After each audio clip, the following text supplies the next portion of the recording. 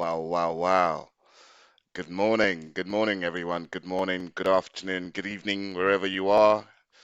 Welcome to Johnny Knows, a Chelsea football channel. You're welcome. Thanks for joining us once again. It's been a while since our last video, but we're back in full force, ready to give you the lowdown on Chelsea's latest news. So let's jump into it today. What are we going to be talking about? We're going to be talking about the most recent news that we've had overnight is that Moises Caicedo has signed. There's been terms agreed between Brighton and Liverpool for the transfer of Moises Caicedo for a fee believed to be in the region of 111 million pounds. Now, isn't that just a swing in the tail, ladies and gentlemen? But that is what we get in football. If you dilly-dally, this can happen. We're also going to be talking about potential replacements for Chelsea in the CDM position and discussing wherever else we may need a strengthening within the squad. We're going to be talking about overall Chelsea dealings that we've had. How has our transfer window gone? How do we rate that out of a 10? Etc. We're also going to talk about, you know, we need strikers, obviously. We need a striker to come into Chelsea. We have Broja and Nicholas Jackson, but there is a talk of additional number in there because of the loss of Nkunku during pre-season. So we'll talk about that. And we'll also give a general a loan roundup as to what players we expect to go out to other clubs before the transfer window closes. So yeah, let's jump right into it, ladies and gentlemen. Welcome. So let's kick it off. It's Moses Caicedo Day finally. I think a lot of us uh, were hoping that this saga would end up favorably with Caicedo uh, coming up to Chelsea for a reasonable fee. Over the last 48 hours, there's been a lot of goings on around that front with Liverpool showing their interest, registering a bid, and then making an official bid, which similarly has been accepted at 111 million pounds, and the player is scheduled to have a medical at Anfield. So, what are my thoughts about that? I think that I never thought that we should have paid over the odds for Caicedo. I thought we should have set our stall out at around a 90 million mark. I think Brighton trying to squeeze every penny out of that deal. I think there's a little bit of well, I don't want to use choice word for that, but yeah, Liverpool have taken the bait. They've risen to the bait for some reason.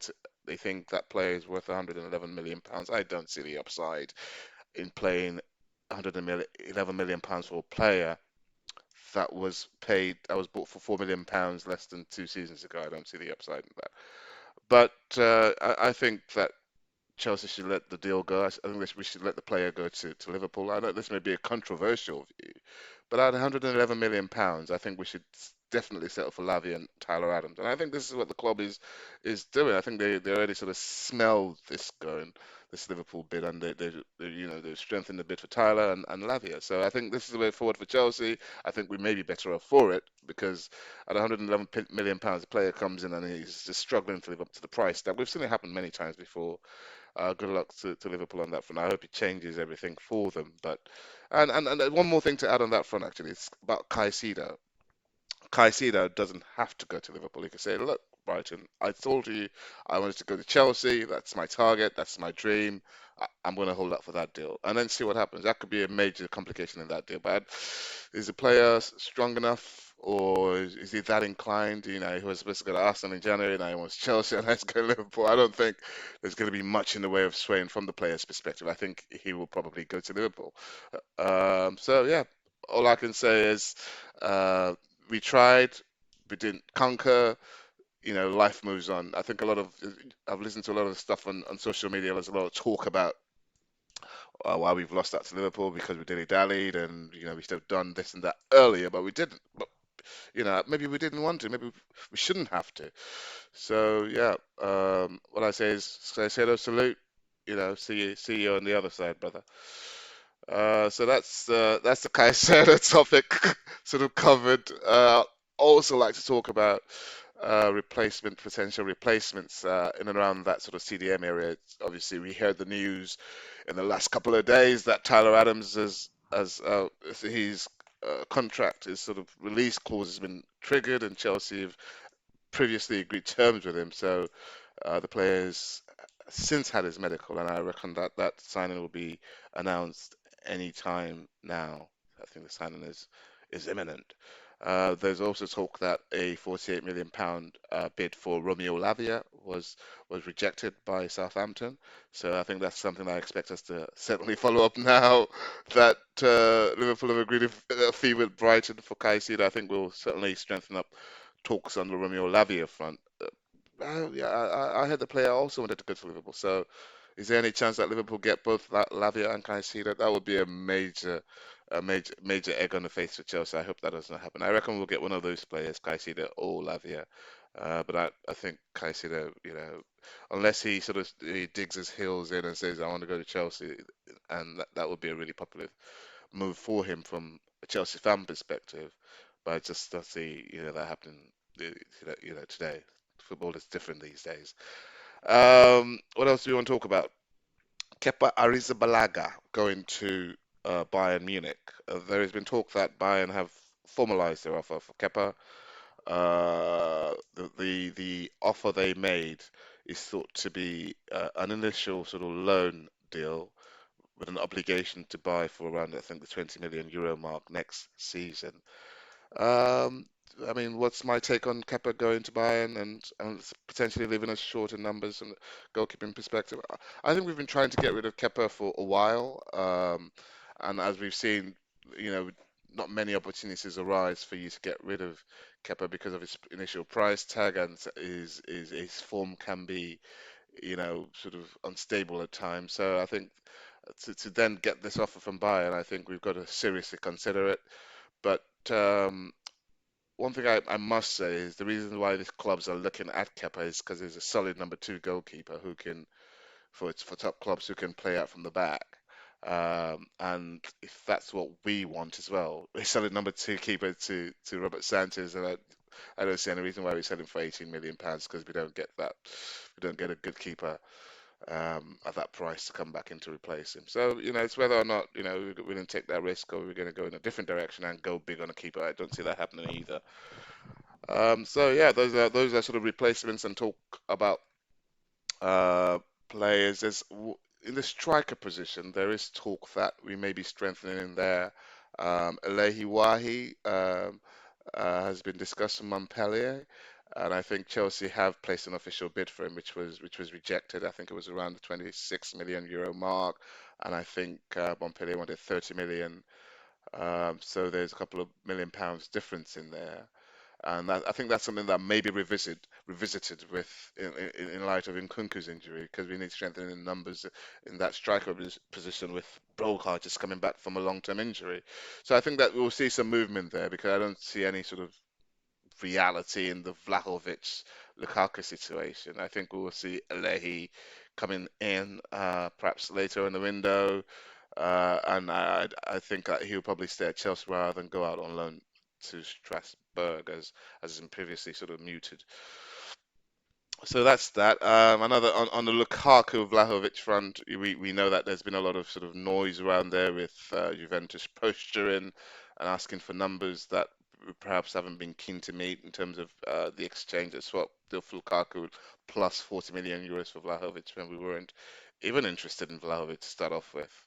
I think that's a bit it's a bit rich, optimistic coming from Juve to think that was get over the line. Chelsea have, and the reality is that Chelsea have uh, to look at the striker situation and decide how it is that we want to approach that. Um, I, you know, I don't think Vlahovic is the answer. I think it's, like I discussed earlier, got to be something that's a bit more sort of considered, and we have, I think, a Wahi position there that, whilst we may not have any sort of big name striker coming in, I think perhaps that might be what we need going forward is to have, these hungry young, ambitious people coming in with lots and lots of talent coming in to compete and fight for their places. So I think that's the way forward for Chelsea. And just around other dealings, I think that we have seen a whole lot of players come into Chelsea. This transfer window so far, we've signed Ugo Chuku, we've signed Diego Moreira and Angelo, who's since gone out on loan, David Washington from Santos, Christopher Nkunku, Axel Disasi, Andre Santos. Signed all these players. Quite a few of those players are not going to be first team players. I mean, I've got to say, I've got to just give Axel Disasi a mention. I think he's top drawer, and I think expect big things from Disasi. But overall, I think the window in terms of what we've done so far has been good. It's been decent. We've shitted out a lot of dead wood that we didn't want. That was excellent work, and we've bought one or two players. Granted, no big names have come in, and we've similarly missed out on Caicedo. But I think overall, structure is starting to take shape. We're not being, you know, I personally quite like the fact that we're not bullied into paying so much money for Caicedo. I think I like the fact that we sort of battered that away, like Manchester City, for instance, would have done. They did that with Declan Rice. He's a defensive midfield player. Why is he worth 120 million? He does. What's his number of assists? And I mean, it's like I don't really get when clubs do that, but that's a discussion for another day. Um, yes, it's been an excellent video. I just want to say again, please remember to like and subscribe to our channel. We need the numbers. This is what drives us to keep producing these videos. If we can increase our subscription and our following, so please, yeah, click on it. But before I go, I just want to say thank you once again. Thanks for checking out the video. There's lots going on at Chelsea. There's lots going on. Keep the faith. Keep the faith. Chelsea are on the right track. I think I see that whilst we haven't, you know, put all the players that were in people's dreams or whatever, that we have, gradually and surely putting together a side that will compete on different fronts this season. So let's see how it goes. Thanks so much. Take care of yourself. Till next time. Salute.